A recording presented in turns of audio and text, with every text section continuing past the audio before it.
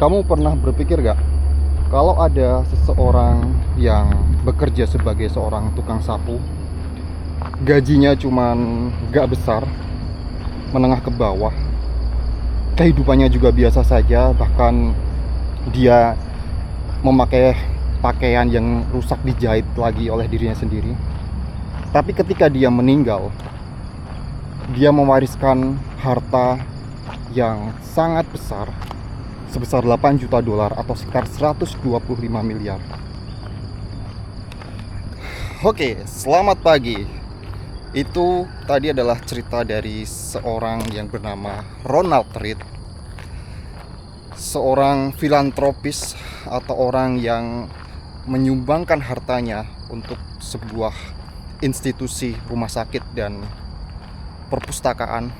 Padahal beliau adalah hanya seorang tukang sapu, hanya seorang petugas SPBU, tapi dia bisa memiliki harta yang sebegitu besarnya. Apakah dari warisan? Apakah menang lotre? Video pagi ini aku akan menceritakan kisah tersebut pada dirimu sambil kita jalan pagi. Oke? Jadi, gimana kabarmu? Kali ini kita jalan pagi lagi. Cuacanya cukup cerah. Coba kamu lihat, cuacanya sangat cerah sekali. Dan udah beberapa hari di sini nggak hujan. Cuaca yang sangat oke sekali untuk melakukan jalan pagi karena kita di sini mendapatkan cahaya matahari yang sangat bagus. Rumah nenek, rumah yang selalu membuat aku iri karena rumahnya tidak ada tetangganya. Belakangnya adalah pepohonan, sangat sepi. Mungkin aku membayangkan kalau punya rumah di sini aku akan punya studio musik sendiri atau studio podcast sendiri. Setiap kali kita jalan pagi, kita pasti akan melewati rumah ini dan aku akan selalu berkata atau selalu mengucapkan kekagumanku pada rumah ini. Oke, sebelumnya kita lakukan ritual Caminante terlebih dahulu ya, ritual jalan pagi. Kita check in terlebih dahulu. Check in dengan melihat tanggal berapa ini. Oke, jadi sekarang kelihatan gak ini? Bentar. Sekarang pukul 7.17, 29 Januari 2026, hari Kamis. Selamat hari Kamis.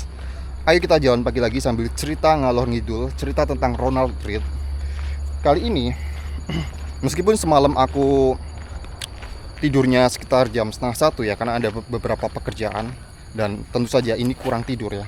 Tapi ini bukan lungkrah day.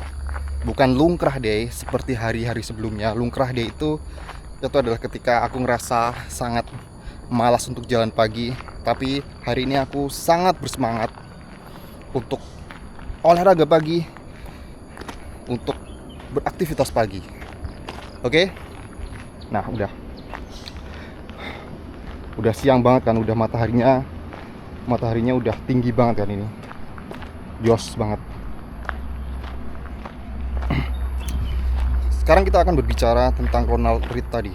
Kalau kamu ikut jalan pagi bersamaku kemarin, aku membahas tentang OKB dan membahas tentang apakah uang bisa mengubah sifat seseorang. Kalau kamu ikut jalan pagi bersamaku kemarin, kamu pasti udah tahu jawabannya ya, bahwa uang itu tidak mengubah sifat seseorang. Uang itu justru mengamplifikasi, atau ibaratnya itu kayak gini lah. Uang itu memberikan mikrofon dari sifat seorang yang memang udah ada sebelumnya. Aku dulu berpikir bahwa uang adalah ujian, uang adalah mengubah segalanya. Tapi dari kisah Ronald Read ini kita akan belajar ya. Tegalan kacang.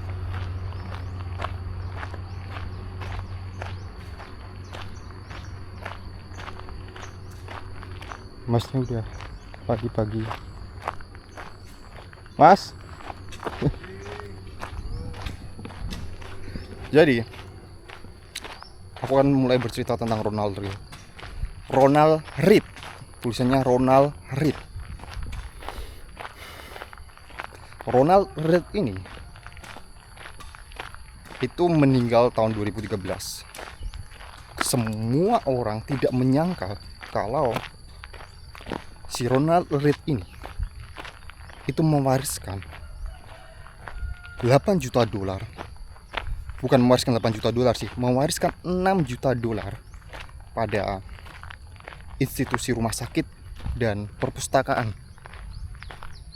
Dan 2 juta dolar, jadi dia punya kekayaan 8 juta dolar. 6 juta untuk filantropi, 2 juta untuk anaknya. Dan semua orang gak akan menyangka karena dia bekerja hanya sebagai tukang sapu. Dan dia bukan seorang influencer, dia bukan seorang CEO, bukan seorang CEO yang menyamar. Dia bukan seorang komisaris, dia bukan seorang anggota DPR, dia bukan seorang koruptor, dia bukan seorang yang jadi tempat pencucian uang. Dia benar-benar seorang tukang sapu yang hidupnya sederhana. Bahkan dalam sejarahnya dia juga pernah kayak lagi nongkrong di sebuah kafe. Kita lihat kereta terlebih dahulu ya, kereta Pramek.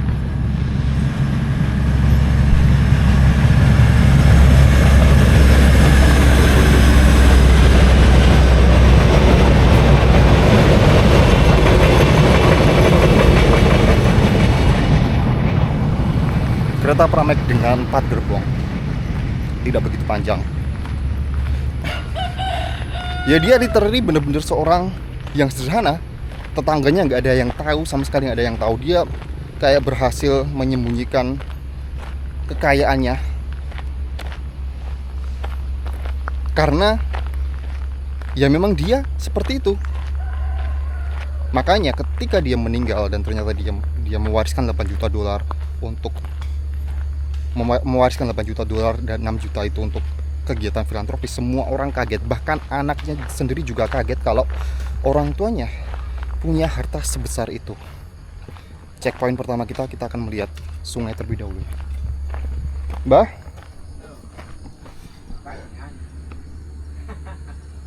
tegalane dugi pundi? Tegalane itu dugi pundi? Tegalane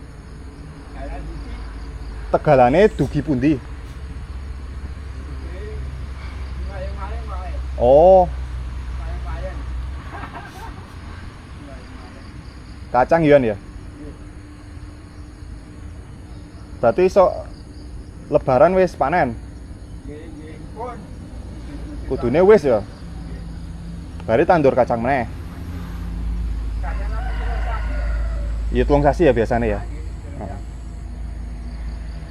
Didol napa dhewe, Mbah? Didol napa di nggo dhewe? Oh. Monggo, Mbah, lanjut.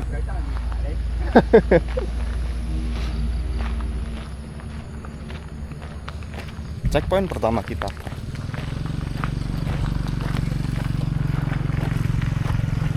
Bagaimana cara Ronald tadi mendapatkan kekayaannya?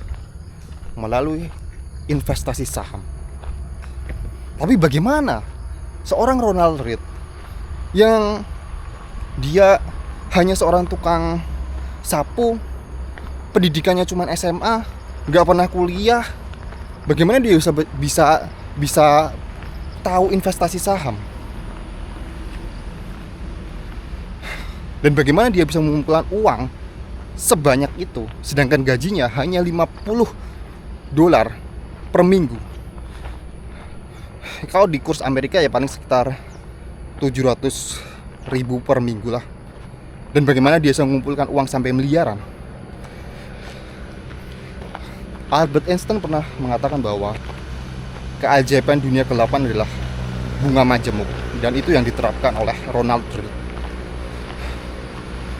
Sekilas ketika dia menyisihkan gajinya yang tidak seberapa itu, 1 atau 2 tahun pertama itu tidak kerasa. Tapi apa yang dilakukan oleh si Ronald Reed itu, dia berpikir 40 tahun kemudian. Dia sendiri memulai investasi sahamnya itu di usia yang bukan muda. Kalau kamu pernah lihat di sosial media zaman sekarang, anak-anak Gen Z, anak-anak yang baru belasan tahun udah trading kripto, udah trading saham, yang notabene itu pasti dibiayai oleh orang tuanya, ya orang tuanya pasti orang kaya juga. Tapi Ronaldo itu memulainya di usia 39 tahun. Di usia yang bisa dibilang udah dewasa, sangat dewasa lah. Dengan gajinya yang tidak begitu banyak. Apa kunci akhirnya dia berhasil mendapatkan atau berhasil menabung uang sampai 125 miliar atau 8 juta dolar setelah 40 tahun kemudian, setelah 50 tahun kemudian? Kuncinya adalah pada kesabaran dan kesederhanaan hidup. Dia tidak menjadi seorang yang FOMO, bukan seorang trader yang FOMO yang udah berhasil profit aja langsung diambil duitnya. No, dia membeli dan menyimpan itu selama-lamanya.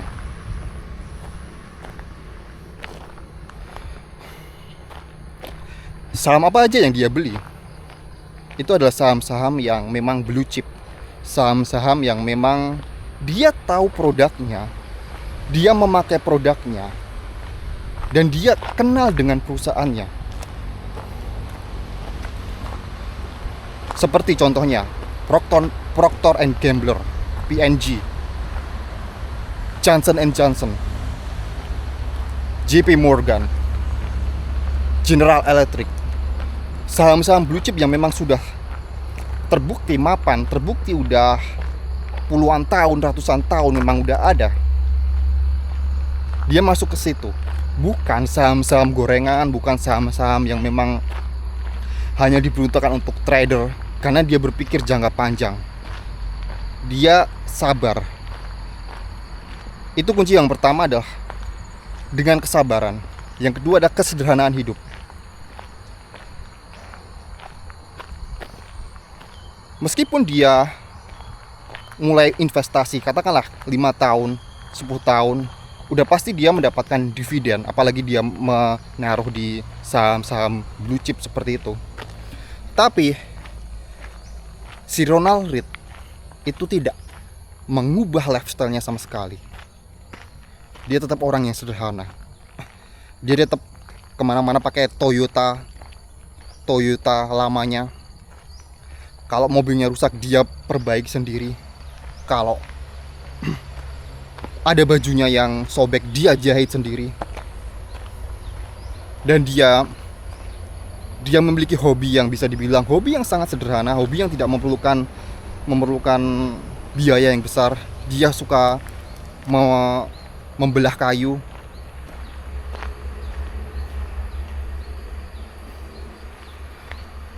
Lain dari kebanyakan orang yang udah merasakan profit dari saham, yang katakanlah baru 2 atau 3 tahun udah merasakan saham, kemudian mereka mulai mengubah lifestyle-nya. Tapi itu yang tidak dilakukan oleh Ronald Read. Dia tetap sama, dia tetap sebagai seorang tukang sapu. Bahkan ada cerita bahwa ketika dia sedang ngopi, ketika dia sedang di sebuah rumah makan, ada seorang yang melihat Ronald Read ini pakai pakaian yang compang-camping. Orang tersebut mentraktir kopi Ronald Read. Padahal fakta di balik itu, si Ronald Read itu memiliki harta jutaan dolar. Ini adalah sebuah kesederhanaan yang luar biasa, ketahanan mental yang luar biasa. Mungkin si Ronald Read ini beruntung ketika dulu dia hidup gak ada media sosial. Kamu bayangkan kalau si Ronald Read ini punya media sosial ya. Ya, kebanyakan orang zaman sekarang kenapa gampang FOMO, kenapa gampang dikit-dikit kayak self reward, apalagi baru mendapatkan profit saham 1 tahun 2 tahun kemudian digunakan untuk meningkatkan lifestyle-nya karena media sosial. Tapi Ronald Read ini tidak.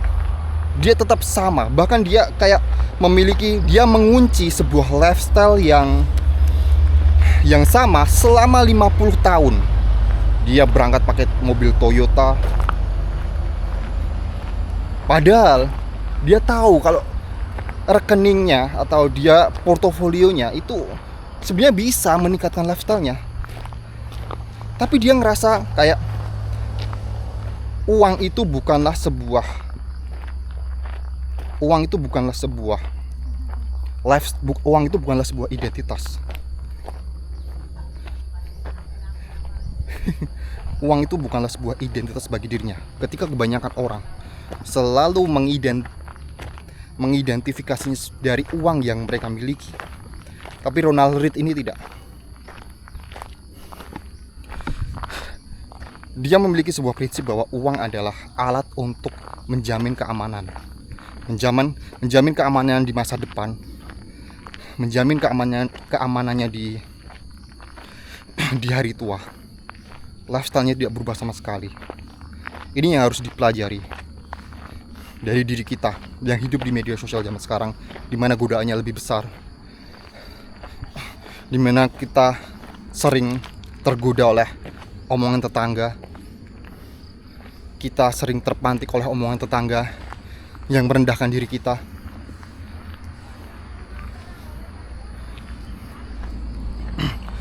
Ronald Read dengan sederhananya mengunci lifestyle-nya. Ini membuktikan bahwa seperti yang udah aku sampaikan kemarin ya, uang itu tidak mengubah seseorang, tapi uang mengamplifikasi sifat seseorang yang memang sudah ada sebelumnya. Ronald Read ini memang pada dasarnya hidupnya sederhana dan dia bisa berpikir jangka panjang. Meskipun portofolio sahamnya itu udah bernilai jutaan, tapi dia tetap hidup dengan lifestyle yang sama, tetap sederhana, dan dia happy. Dia mengatakan bahwa lah, hobiku aja cuman suka motongin kayu kok, hobi yang bukan membutuhkan biaya yang besar. Hobi yang benar-benar itu pun bisa dilakukan tanpa memiliki jutaan portofolio saham. Dan dia melakukan itu selama 50 tahun ke depan. Amazing. Sedangkan diri kita zaman sekarang, orang gampang banget berganti-ganti hobi. Hobi padel, belum beli raketnya, belum sewa lapangannya, dan itu katakanlah seminggu 2 kali 3 kali. Berapa uang yang dikeluarkan untuk menghidupi lifestyle tersebut? Setelah status sosialnya naik, orang mulai heboh main padel dan lain-lain.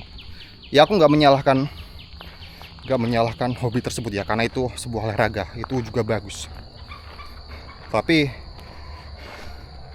kalau hobi tersebut didasari dari FOMO, didasari dari karena ikut-ikutan, itu yang mulai dipertanyakan. Aku pun berpikir ya, apakah setelah nanti aku punya uang, katakanlah aku punya di rekeningku punya uang 1 miliar, apakah aku akan tetap jalan kaki seperti ini? Karena ini ada hobiku. Setelah aku jalan kaki, aku merasakan manfaat yang luar biasa. Berat badanku turun, meskipun tidak drastis ya, tapi aku merasakan hidupku makin fresh, tidurku makin nyenyak, pikiranku itu lebih enak kalau misalnya habis jalan kaki. Apakah aku bisa mengunci lifestyle ini sampai 30 tahun kemudian, 40 tahun kemudian, sama hanya dengan Ronald Read? Karena jalan pagi kayak gini, itu tidak butuh modal yang besar. Bahkan kalau katakanlah kamu gak punya sepatu pun, kamu bisa menggunakan sandal. Sepatuku pun juga ini bukan sepatu yang mahal. Ini hanya harganya 300.000. Itu adalah nilai yang bisa dipegang dari Ronald Reed. Mungkin kamu penasaran ya, bagaimana seorang Ronald Reed yang bisa dibilang bukan seorang dari kalangan menengah ke atas, hanya seorang pegawai rendahan biasa, hanya seorang lulusan SMA, tapi bisa berpikir jangka panjang, tapi bisa berpikir untuk menabung di saham. Kuncinya adalah ada pada rasa keinginan tahunya. Dia memiliki rasa keinginan tahu yang sangat besar.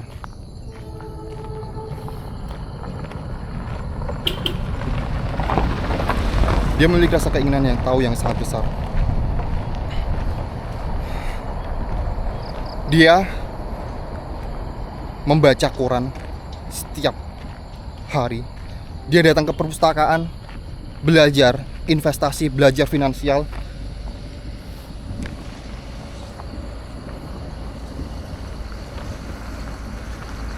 Bentar, ada truk.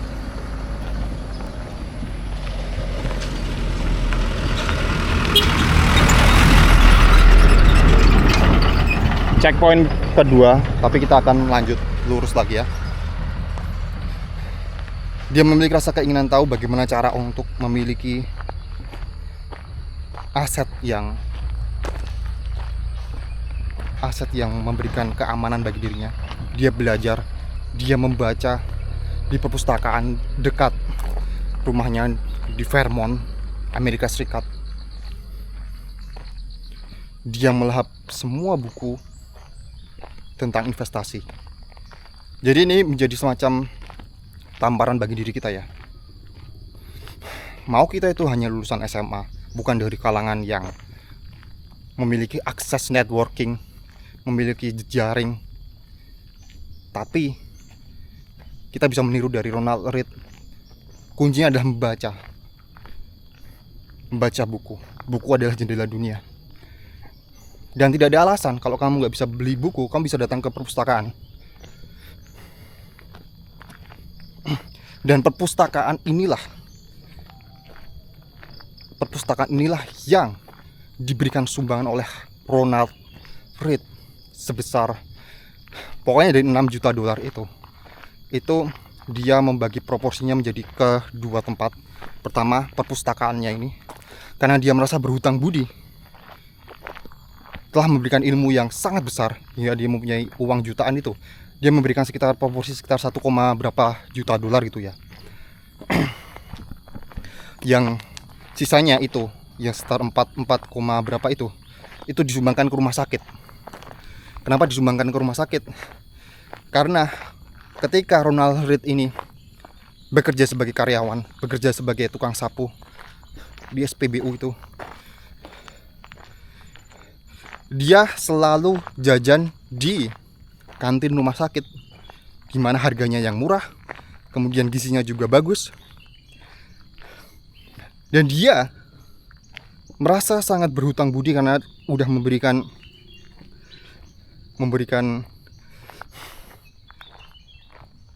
makanan yang murah dan bergizi hingga akhirnya dia bisa hidup sampai 90 tahun. Selain itu memang ada faktor misi mulia bagi dirinya. Seorang yang tidak pernah terpikirkan, seorang tukang sapu loh.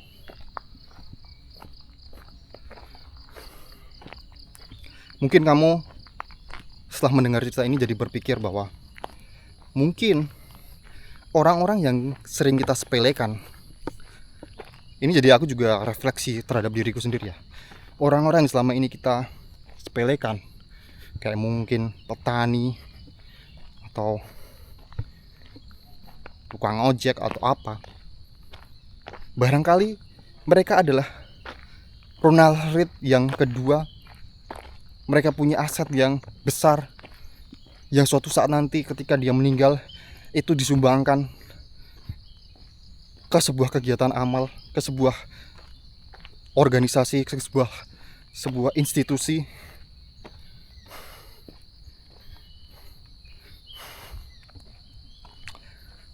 ini semakin memperkuat bahwa uang itu tidak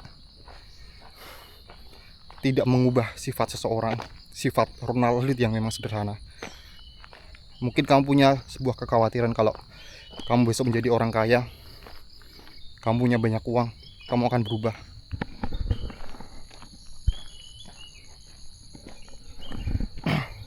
Tapi kalau kamu memang berubah ketika kamu punya uang, refleksikan hidupmu. Mungkin ketika kamu punya banyak uang, itulah amplifikasi atau mikrofon dari sifat kamu yang memang udah ada pada dasarnya, bukan karena uang. Karena kalau kita melihat uang adalah sesuatu yang netral. Bagaimana kita bisa mengatakan uang itu adalah akar dari segala kejahatan kalau uang itu di tangan Ronald Read itu menjadi sebuah kegiatan, sebuah hal yang sangat bermanfaat disumbangkan dengan amal. Ini semua tergantung dari diri kita. Uang itu hanya sebuah alat. Jadi jangan pernah berpikir kalau kamu besok nanti kaya atau gimana, kemudian kamu akan berubah. Kalau kamu yakin kamu adalah orang baik,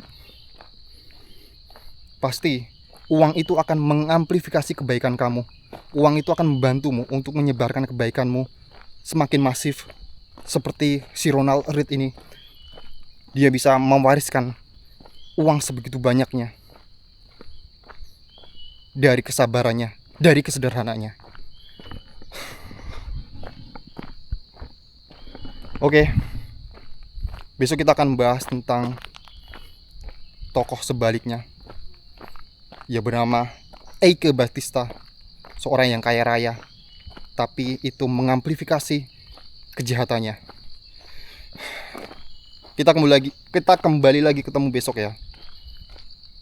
Sampai jumpa di Jalan Pagi besok pagi. Jalan Pagi besok pagi. Oke, aku akan tetap jalan pagi lagi nih.